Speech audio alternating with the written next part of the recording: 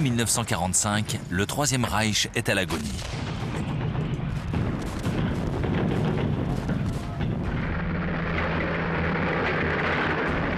À l'ouest, les Alliés s'apprêtent à franchir le Rhin.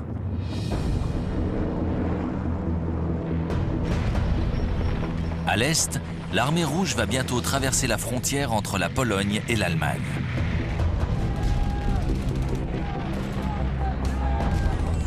Alors que le Reich est cerné de toutes parts, Hitler lance ses ultimes forces dans la bataille.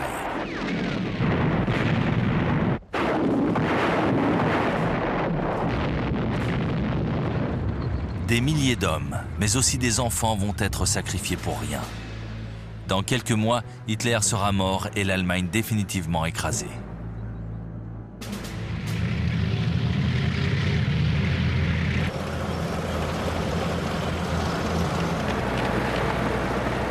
Février 1945, sur les bords du Rhin, les Alliés rassemblent leurs forces pour ce qui doit être l'assaut final.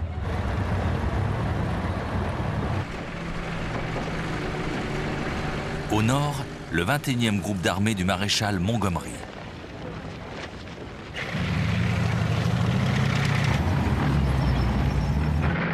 Au sud, le 12e groupe d'armée du général Bradley. Et surtout, la 3e armée américaine commandée par le célèbre général George Patton.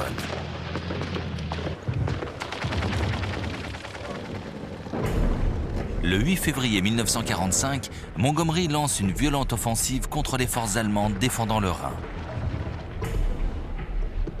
Au nord, ses troupes progressent dans une zone boisée.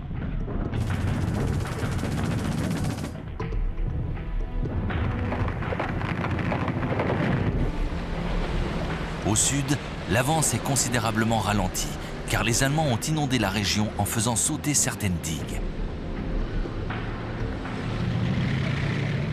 Il faut 2 semaines avant que les 2 pinces de cette tenaille ne parviennent sur les bords du Rhin. Début mars, les forces de Montgomery contrôlent 22 km à l'ouest du fleuve.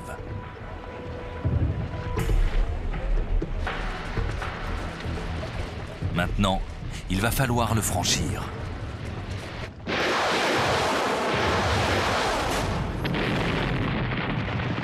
Plus au sud, le corps d'armée du général Bradley cherche déjà une solution pour traverser le Rhin.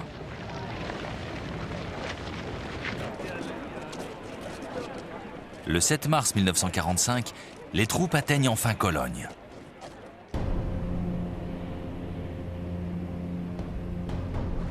Mais Hitler a ordonné la destruction de tous les ponts.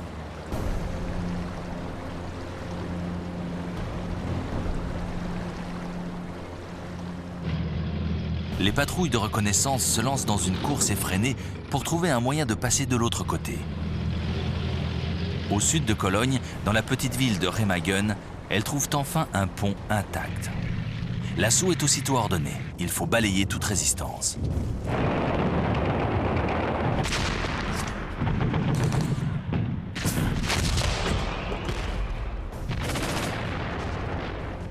Mais au moment où les premières unités s'apprêtent à prendre pied sur la chaussée, une explosion retentit. Contre toute attente, le pont a résisté au sabotage. Sous la mitraille, les éclaireurs américains s'élancent pour couper ce qui ressemble à des câbles de mise à feu d'explosifs. Le général Bradley ordonne à ses troupes de passer de l'autre côté aussi vite que possible, car l'ouvrage est fragile. 18 bataillons, 14 400 hommes parviennent sur la rive orientale du Rhin.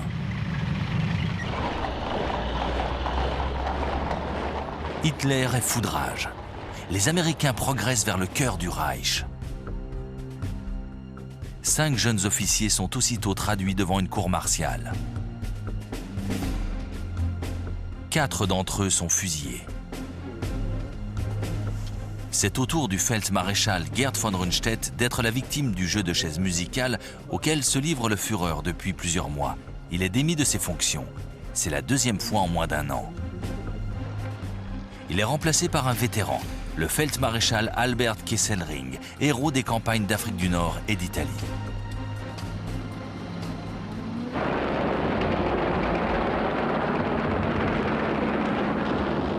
Les semaines suivantes, la Luftwaffe lance des attaques aériennes pour détruire le pont de Remagen.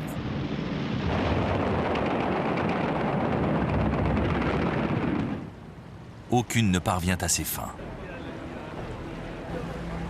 Le 17 mars, pourtant, alors qu'une unité du génie tente de consolider l'ouvrage, il s'effondre brutalement.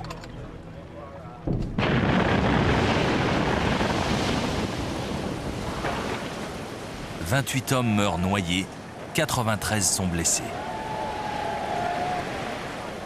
La première opération de franchissement est momentanément stoppée.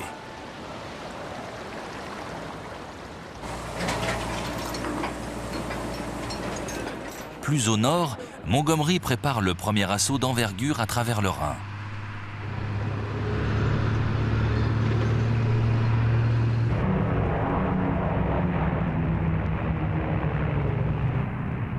Le 23 mars 1945, 200 bombardiers Lancaster attaquent les positions allemandes à l'est du fleuve. La ville de Wesel est rayée de la carte.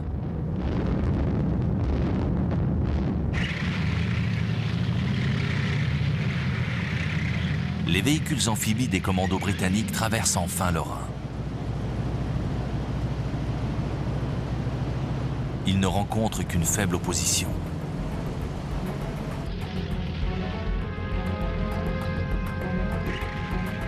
D'autres divisions les suivent de près.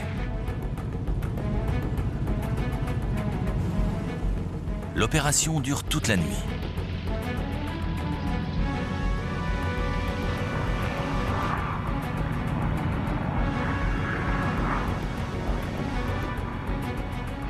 Le jour suivant a lieu l'une des plus grandes opérations aéroportées de l'histoire.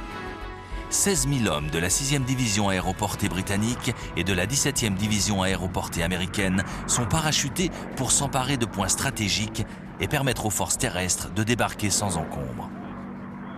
Mais les Allemands ont infesté la région de batteries anti-aériennes.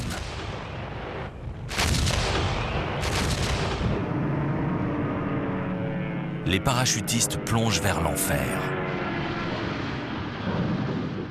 En peu de temps, des milliers de parachutistes réalisent leur périlleux atterrissage. Ils doivent combattre dès qu'ils ont touché terre. Un planeur a les ailes brisées alors qu'il est encore à 150 mètres du sol.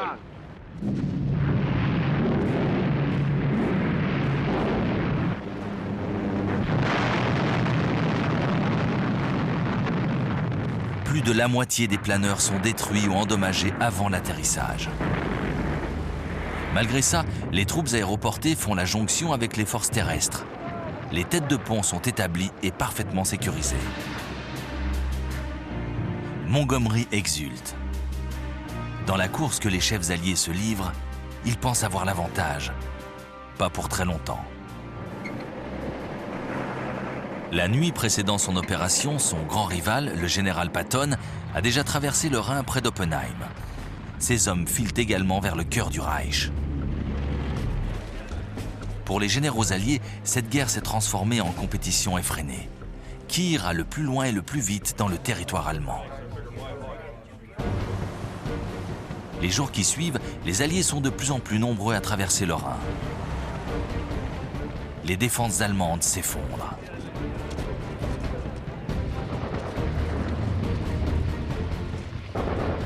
Au nord, les hommes de Montgomery se ruent vers la ville de Münster.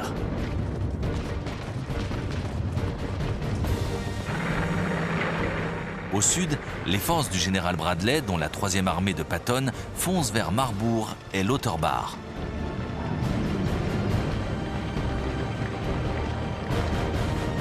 L'une des plus grandes villes d'Allemagne, Francfort-sur-le-Main, est encerclée. Les Alliés la délaissent et poursuivent leur route. Certaines unités nazies se battent jusqu'au bout, avec la férocité du désespoir.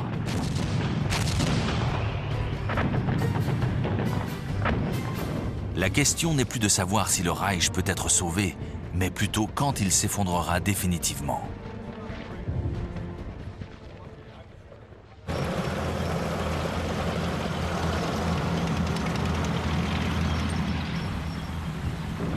Alors que les alliés anglo-américains caracolent dans l'ouest de l'Allemagne, l'armée rouge lance à travers la Pologne une grande offensive vers la frontière du Troisième Reich.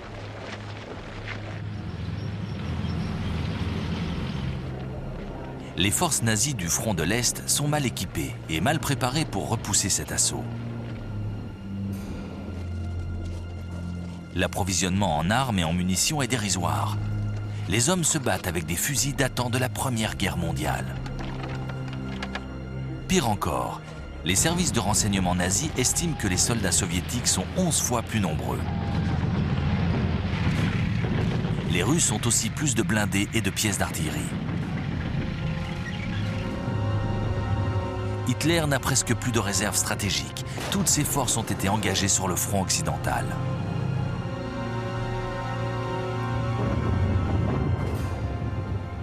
Le 12 janvier 1945, l'offensive de l'armée rouge débute, comme d'habitude, par un gigantesque barrage d'artillerie.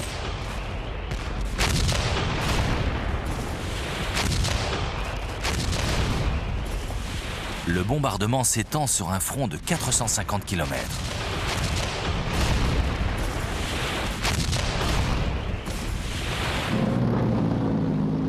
Une semaine plus tard, les troupes russes traversent les ruines de Varsovie.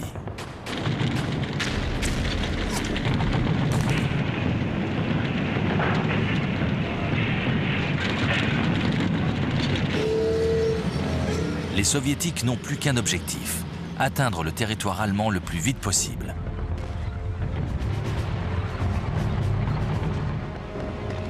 Au sud, le 8 janvier, ils s'emparent de la ville polonaise de Cracovie.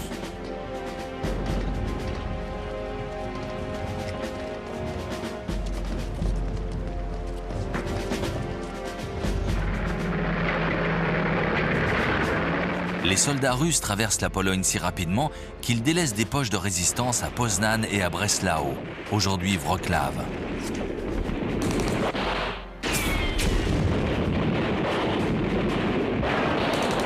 Elles seront anéanties dans un deuxième temps.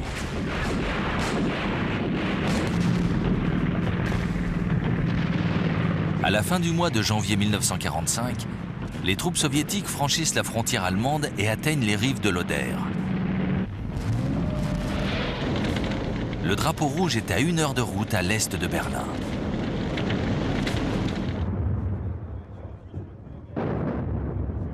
C'est un triomphe pour le général Georgi Zhukov, vétéran de toutes les campagnes depuis la guerre russo-japonaise de 1938. Ces hommes viennent de parcourir 350 km en seulement 14 jours. C'est l'une des offensives les plus rapides et les plus efficaces de l'histoire militaire. Ces divisions s'arrêtent aux portes de la capitale du Reich pour reprendre leur souffle et être approvisionnées.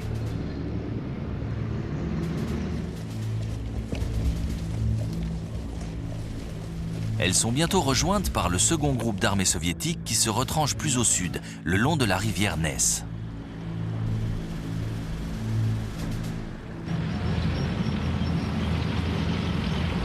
Au même moment, en Prusse orientale, une troisième armée russe assiège le port de Königsberg, aujourd'hui Kaliningrad.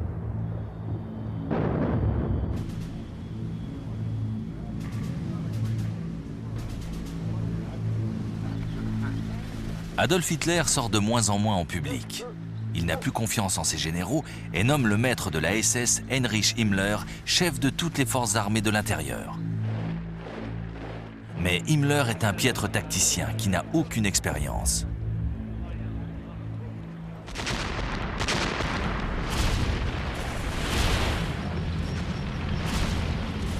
Au mois de février 1945, les troupes sous son commandement sont enfoncées par les forces soviétiques surgissant de l'Ouest.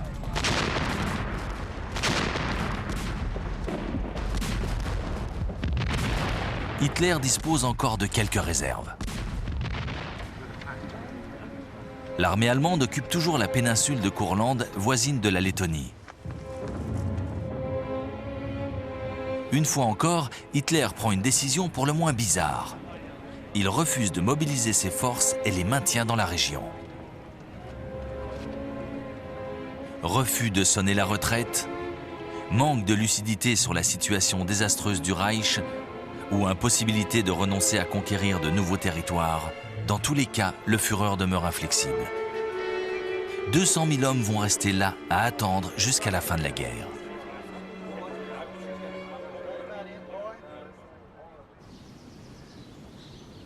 Pendant ce temps, l'armée rouge prépare l'assaut sur Berlin. Les troupes soviétiques ne sont plus qu'à 75 km de la capitale allemande.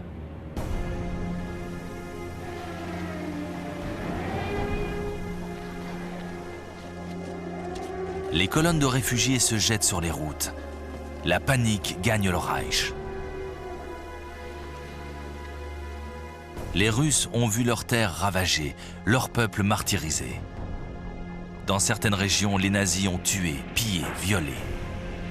C'est un pays meurtri qu'ils ont libéré. Leur avancée a découvert les horreurs perpétrées par le régime nazi. L'heure de la vengeance a sonné. Des histoires horribles circulent en Allemagne. Meurtres, viols, pillages. Dans la neige et le froid, en ce début d'année 1945, 5 millions de civils ont abandonné leur foyer pour se précipiter vers l'ouest et échapper aux rouleaux compresseurs soviétiques. 2 millions d'habitants des ports de la Baltique sont évacués par la mer.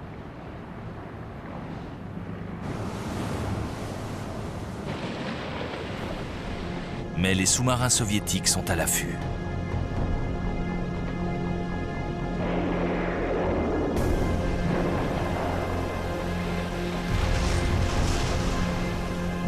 « 24 paquebots remplis de civils et de soldats allemands sont torpillés. Le Wilhelm Gustloff coule avec 10 000 personnes à bord.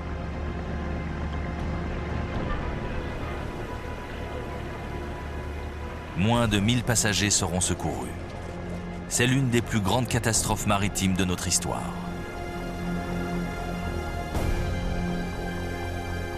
Le chef d'état-major, le général Heinz Guderian, presse Hitler de rapatrier des unités du front occidental pour défendre Berlin.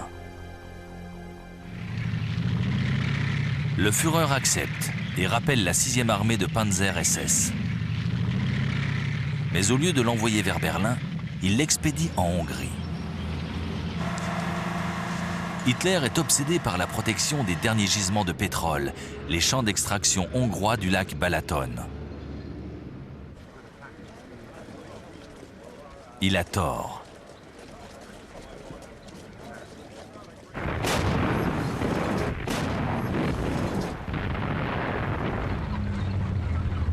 En Hongrie, les panzers sont accueillis par les soviétiques. Leur combat est sans espoir.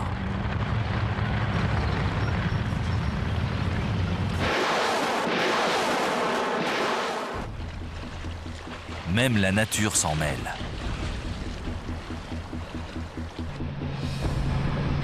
De violents orages transforment le sol en bourbier.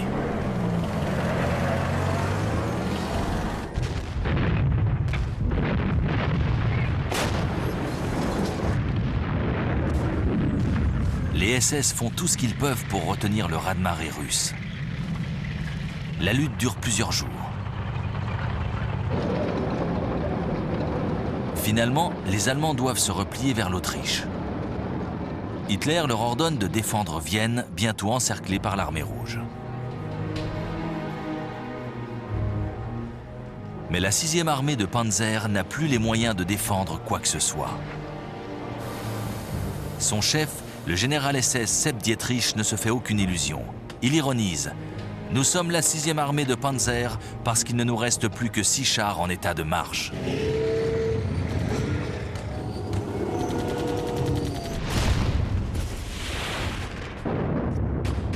Le 10 avril 1945, l'armée rouge entre dans Vienne.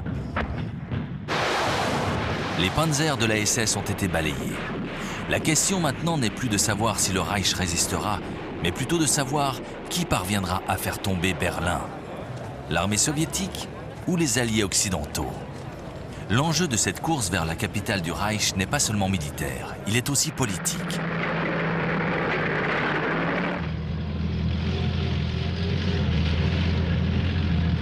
Depuis le mois de mars 1945, Les Russes campent sur les bords de l'Oder, attendant l'ordre qui les fera fondre sur Berlin.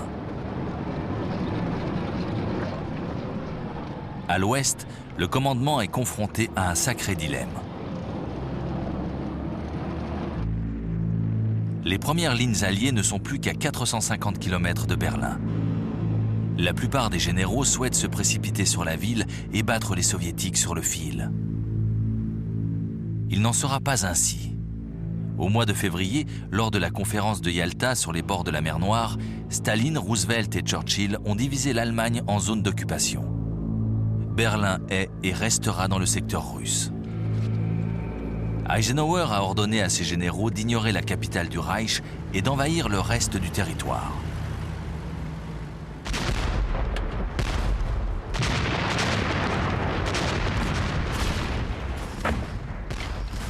Le 1er avril 1945, les troupes américaines encerclent la plupart des cités industrielles de la Ruhr.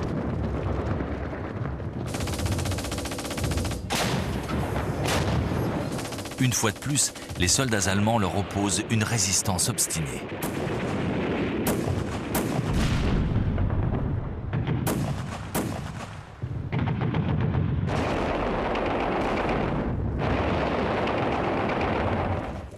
Lorsque la région tombe enfin, 2 semaines plus tard, plus de 350 000 hommes sont faits prisonniers.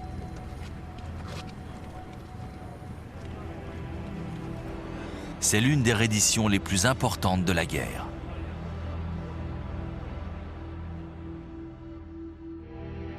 Le commandant des forces allemandes, un nazi acharné, le Feldmaréchal Walter Model, se suicide. Dans les autres régions, la résistance est plus relative. Et les troupes du général Bradley se répandent plus facilement sur l'ensemble du territoire.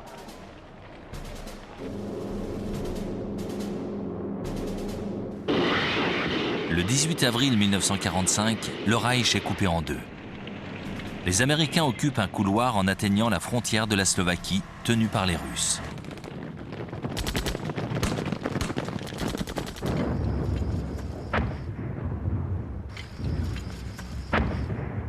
Dans le même temps, au nord de la Ruhr, la première armée canadienne du général Montgomery entame la libération des Pays-Bas.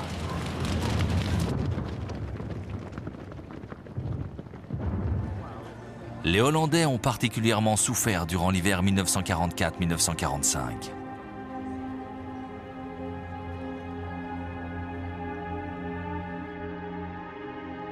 Les troupes d'occupation allemandes ont ponctionné les réserves de nourriture et de carburant du pays, laissant les civils mourir de faim et de froid.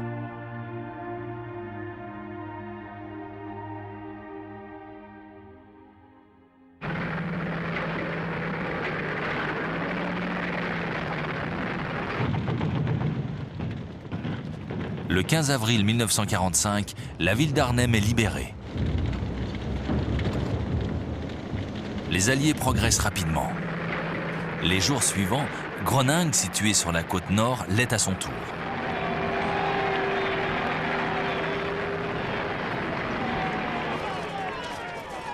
Les forces allemandes cantonnées près d'Amsterdam sont intactes, mais totalement encerclées.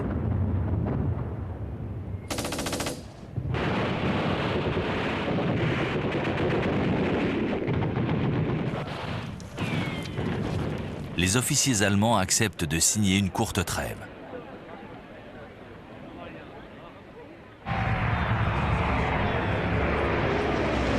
La signature de ce cessez-le-feu permet aux avions alliés de parachuter des vivres et des médicaments aux civils.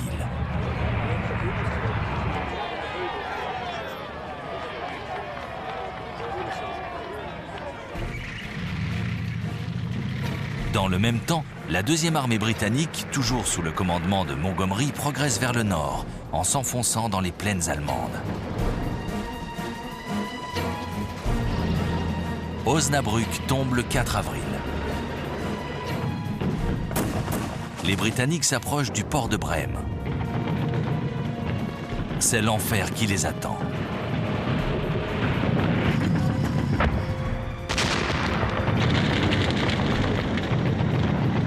Il faut 9 jours de combats féroces pour que le port soit enfin sécurisé.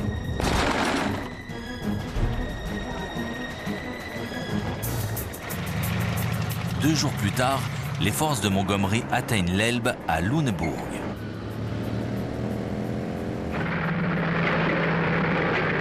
Alors qu'ils avancent dans la campagne allemande, les soldats alliés découvrent l'horreur concentrationnaire.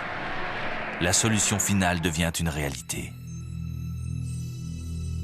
Au début du mois d'avril, les troupes américaines pénètrent dans le camp d'Ordruf près de Weimar.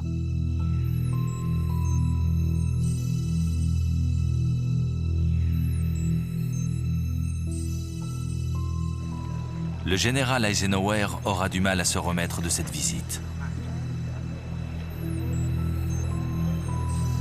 Les SS ont évacué la plupart des prisonniers, mais ils ont laissé derrière eux des milliers de cadavres.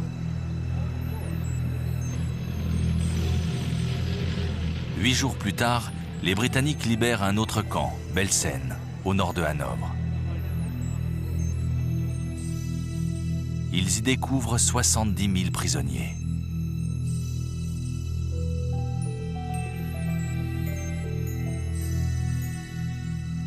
Des milliers sont déjà morts. Les survivants ne sont que des fantômes agonisants, affamés, perclus de maladies. Un reportage radio réalisé par le correspondant de la BBC, Richard Dimbleby, décrit l'horreur. Je suis passé de l'autre côté des barbelés pour pénétrer dans un véritable cauchemar. Voilà les corps de ceux qui sont déjà morts. Tout autour, l'horrible procession de fantômes émaciés. Des êtres errants sans but, n'ayant strictement rien à faire, même pas à espérer de vivre, incapables de sortir de l'ornière qu'est leur chemin, incapables de regarder le paysage infernal qui les entoure. Ils sont là, attendant leur tour. Voilà ce que les Allemands ont fait. Il n'y a aucun doute là-dessus, et ils l'ont fait délibérément et lentement.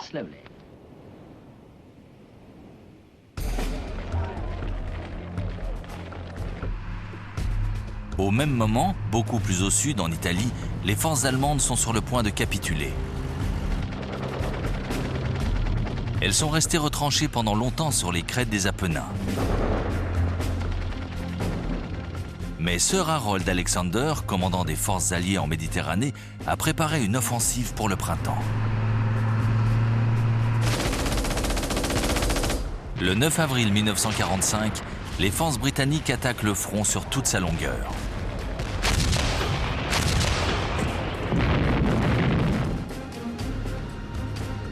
Cinq jours plus tard, les troupes américaines se mettent en branle et atteignent rapidement la rive sud du Pô.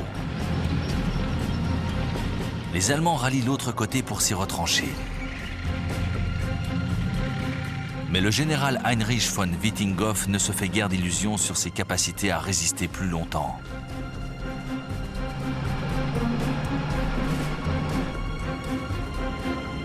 Il préfère abandonner la partie. Le 29 avril 1945, il se rend sans condition. La reddition est effective le 2 mai 1945. C'est la première fois qu'en Europe, des troupes allemandes acceptent de se rendre de façon officielle.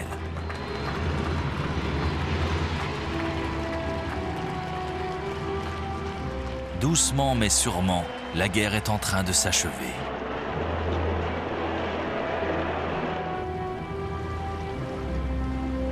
En Allemagne, Russes et Américains ont fait leur jonction à Torgau, sur l'Elbe, près de Leipzig. C'est l'instant que notre monde attendait. Le moment où les Alliés allaient enfin se croiser. La rencontre a eu lieu le 26 avril, lorsqu'un détachement américain de la 69e division d'infanterie, sous les ordres du major général Reinhardt, traversa l'Elbe pour retrouver les Russes installés sur l'autre rive.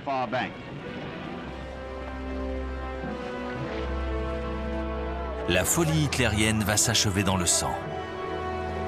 L'armée allemande n'est plus composée que de vieillards ou d'enfants. Ce sont les ultimes troupes pour le dernier combat. Le Troisième Reich ne survivra certainement pas à cette dernière bataille.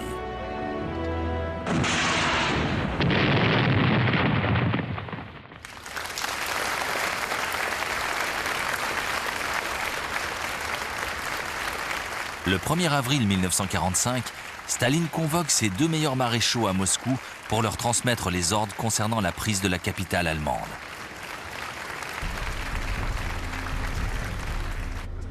Le célèbre maréchal Georgi Zhukov devra lancer l'assaut à partir de sa tête de pont sur l'Oder.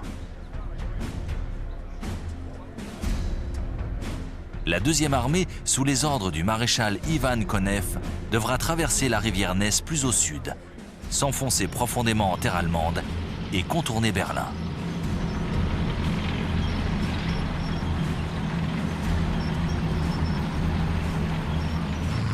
En tout, 2,5 millions d'hommes vont s'élancer à l'assaut du Reich. Ils seront appuyés par 6 000 chars et 40 000 canons, mortiers et lance-roquettes.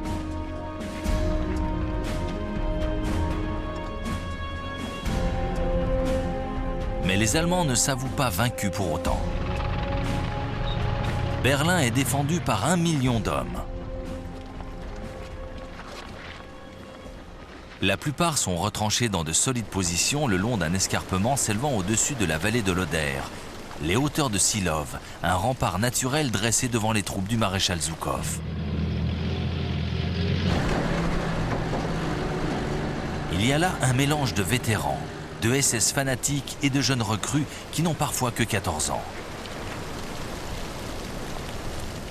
Les membres de la Volkssturm, l'armée du peuple, ont renforcé les rangs de cette garnison hétéroclite, quasiment livrée à elle-même. Depuis plusieurs jours, Adolf Hitler s'est enfermé dans son bunker situé sous la chancellerie du Reich à Berlin. Bourré de médicaments, il erre comme une âme en peine, lançant des ordres insensés à une armée totalement imaginaire.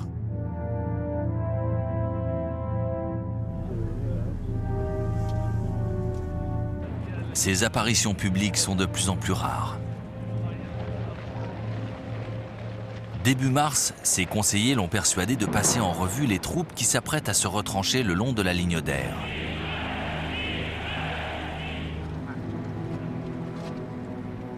Le même mois, il sort de sa tanière pour inspecter un petit groupe de jeunesse hitlérienne. C'est sa dernière apparition devant les caméras.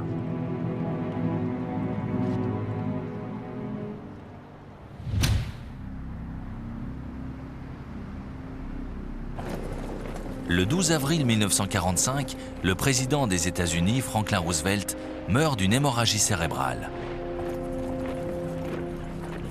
L'un des personnages principaux de cette guerre vient de disparaître.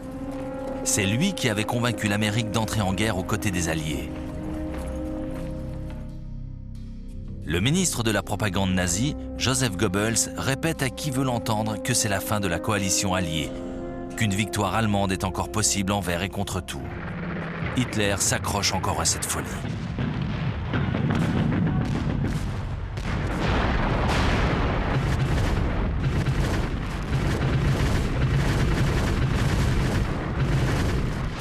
Mais ce délire fait long feu. 3 jours après la mort de Roosevelt, le maréchal Zhukov ordonne l'offensive sur Berlin. La préparation d'artillerie est impressionnante. Le long du front, Zhukov a disposé un canon tous les 7 mètres. Mais les défenseurs de Berlin se sont repliés sur des positions plus sûres. Les obus soviétiques tombent dans le vide. Lorsque les Russes montent à l'assaut, ils sont confrontés à une solide résistance. La surprise est d'autant plus mauvaise que rien ne semble pouvoir la faire plier.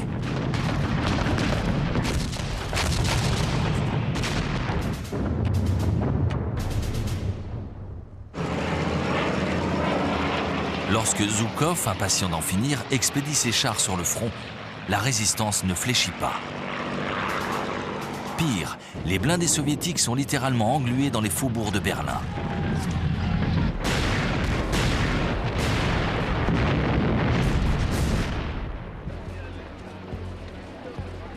Heureusement, au sud, l'offensive de Konev se déroule dans de meilleures conditions.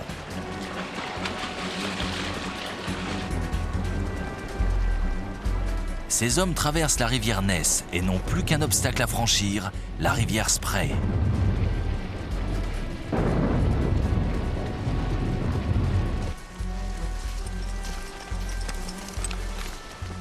Staline jubile. Il va utiliser la rivalité entre ces deux maréchaux. Il ordonne à Konev de lancer ses chars sur la capitale du Reich. Une autre course-poursuite s'engage, entre Russes cette fois.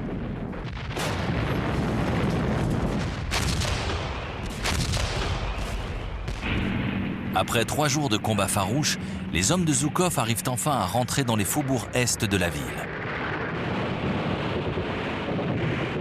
Au même moment, Konev approche par le sud.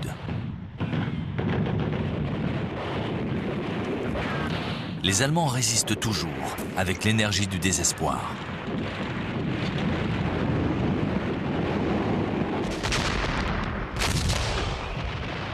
Le 25 avril 1945, les deux armées russes font la jonction. L'assaut final peut commencer.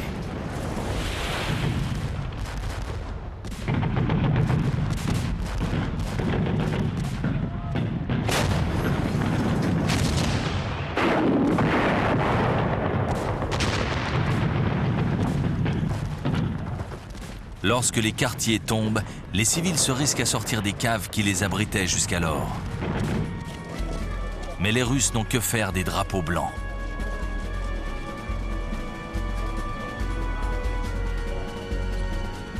Les viols succèdent aux viols. Les Soviétiques exercent les pires représailles, obtiennent la pire des vengeances. Après 3 nouveaux jours de combat, les derniers défenseurs de la ville sont enfermés dans un réduit de 3 km² au centre de Berlin.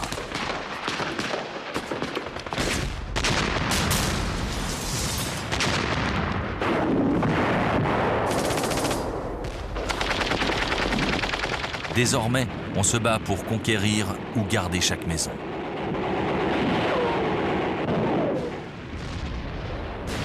Le 30 avril, les troupes soviétiques montent à l'assaut du Reichstag, le bâtiment du Parlement allemand.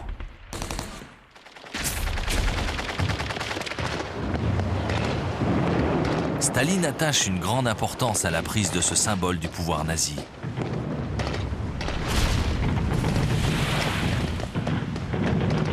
Mais les assaillants sont stoppés par un feu d'enfer. Les pièces d'artillerie lourde bombardent alors la bâtisse à bout portant.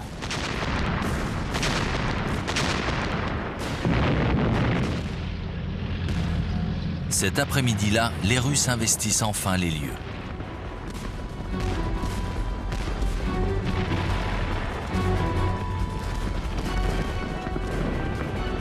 Les combats se poursuivent dans chaque pièce, dans chaque couloir, jusque dans les cages d'escalier.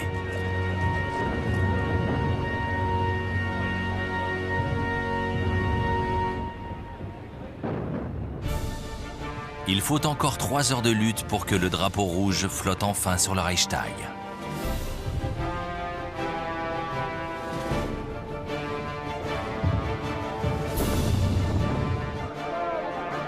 Le jour suivant, le 1er mai 1945, la scène est rejouée devant les caméras. Hitler, lui, est déjà mort.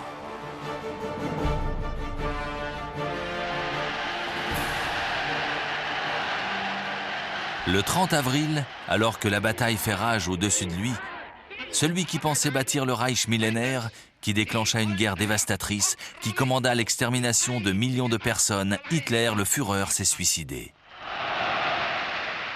Le Troisième Reich n'aura vécu qu'une 12aine d'années. Sa maîtresse, Eva Braun, avec qui il vient juste de se marier, l'accompagne dans sa tombe de béton. Leur entourage brûle leurs corps et les enterre à la hâte dans le jardin de la Chancellerie.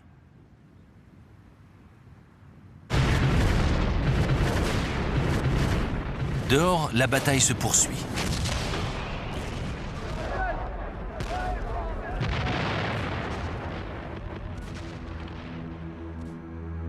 Hitler a désigné son successeur, c'est l'amiral Karl Dönitz. Il va devoir gérer l'héritage de feu et de sang et tenter de sauver ce qui peut l'être encore au milieu de la tourmente guerrière qui achève sa nation. L'Allemagne hitlérienne agonise.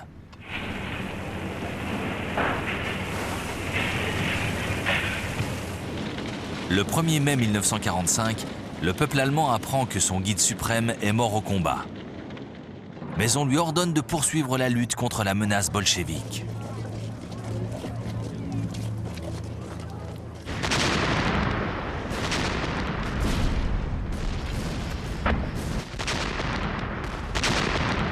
Pendant ce temps, les dignitaires nazis tentent de sauver leur peau. À Berlin, Joseph Goebbels et Martin Bormann essaient de négocier la reddition de la ville avec les Russes. Mais le maréchal Zhukov réclame la capitulation de toutes les forces allemandes sur tous les fronts.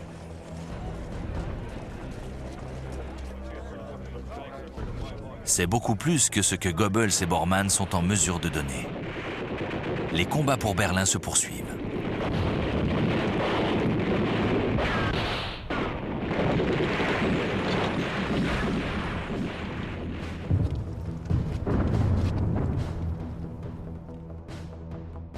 Dans la soirée du 1er mai, Goebbels et son épouse tuent leurs 6 enfants et se donnent la mort à leur tour. La même nuit, Bormann disparaît. En 1990, un test ADN réalisé sur le corps d'un homme retrouvé dans Berlin prouve qu'il s'agit de lui.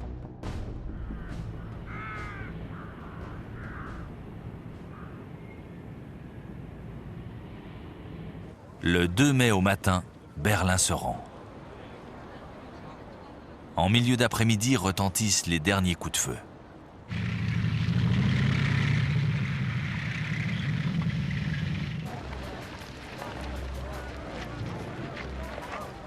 La capitulation entière et complète de l'Allemagne n'est plus qu'une question d'heures, de jours tout au plus.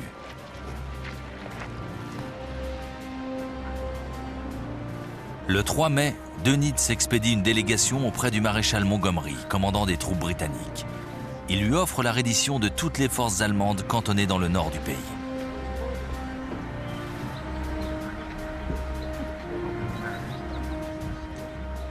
Montgomery lui répond qu'il n'a pas le pouvoir d'accepter la capitulation de troupes situées sur les fronts américains ou russes. Il ne peut que recevoir celle des hommes auxquels ses troupes s'opposent. Dönitz n'a pas d'autre choix que d'admettre les conditions de Montgomery. Mais cet accord partiel n'arrête pas la guerre dans le reste du pays.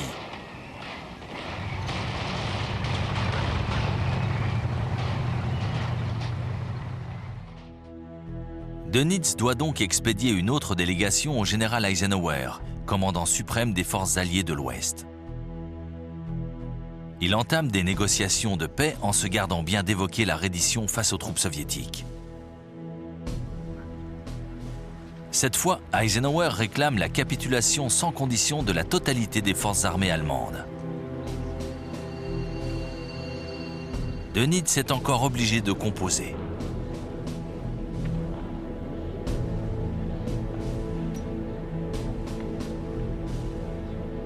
À 2h41 du matin, le 7 mai 1945, dans le quartier général d'Eisenhower à Reims, le général Alfred Jodl, chef d'état-major de la Wehrmacht pendant les 6 années de guerre, signe la capitulation sans condition de l'Allemagne.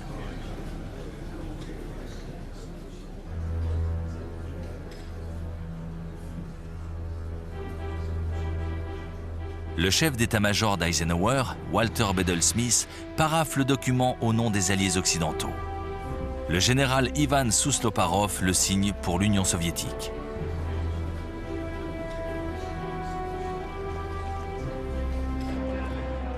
Mais Staline n'est pas satisfait. Son pays a trop souffert pour accepter cette cérémonie en catimini. Il veut humilier les Allemands.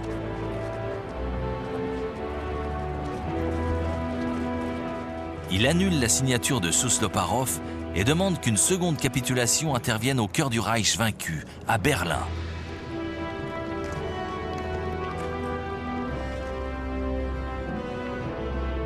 Le 9 mai 1945, à minuit et quart, le chef d'état-major d'Hitler, le Feldmaréchal Wilhelm Keitel, signe donc un second document pour complaire à Staline.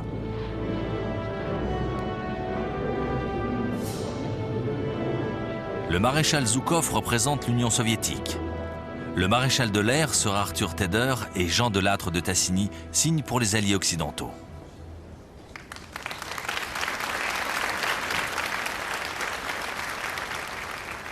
In January 1943, the late President Roosevelt and Premier Churchill met in Casablanca.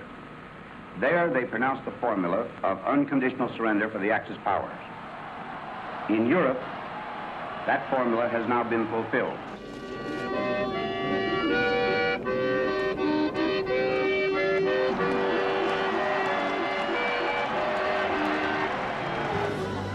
Des semaines de liesse commencent. Aux États-Unis et en Europe, les peuples célèbrent la fin de la guerre sur le vieux continent.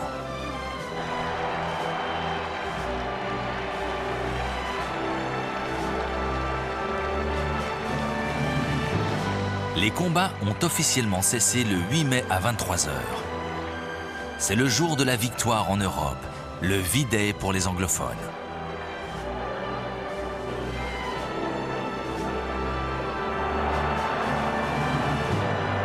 Pourtant, la guerre n'est pas vraiment finie.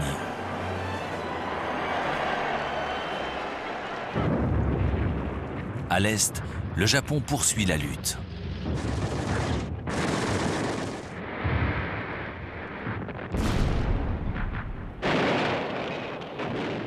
Et l'Europe va mettre beaucoup de temps à se relever de ses ruines. Le monde ne sera plus jamais comme avant. Le vieil ordre mondial a vécu.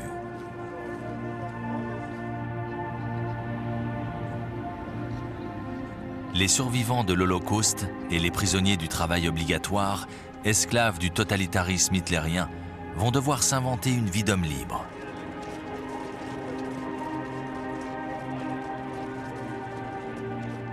Des millions de prisonniers allemands doivent retrouver le chemin de leur foyer. Les criminels de guerre, celui des tribunaux.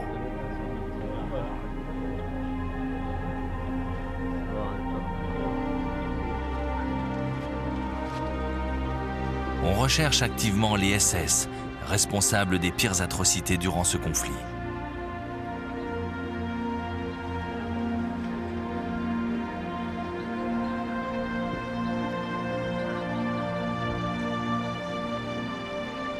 Les dignitaires nazis comme le commandant de la Luftwaffe, Hermann Göring, sont arrêtés. Ils peuvent parader devant les caméras. L'heure du jugement est venue. Certains grands patrons d'industrie comme Albert Speer, des officiers supérieurs comme Jodl ou Dönitz seront également traduits en justice. Ils comparaîtront pour crimes contre l'humanité à Nuremberg. You must plead guilty or not guilty. Ich bekenne mich im Sinne der Anklage nicht schuldig.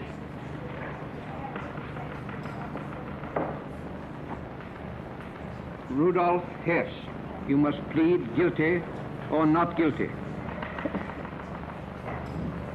Nein. That will be entered as a plea of not guilty. Tous les dignitaires nazis sont condamnés à des peines allant de 10 ans d'enfermement à la peine de mort. Mais Göring réussira à se suicider dans sa cellule pour éviter l'humiliation de la pendaison.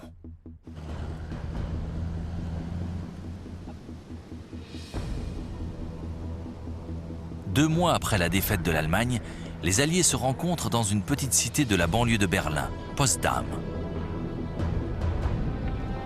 Le pays est divisé en 4 zones d'occupation, soviétique, britannique, américaine et française. La ville de Berlin, enclavée dans la zone russe, est également répartie en 4 secteurs. L'Europe se retrouve plus divisée que jamais. Désormais, certains Européens devront vivre sous la férule de l'Union soviétique, alors que d'autres rejoindront ce que l'on appellera bientôt le camp occidental. Mais la Seconde Guerre mondiale ne sera vraiment terminée qu'avec la fin d'une autre grande bataille dans l'océan Pacifique.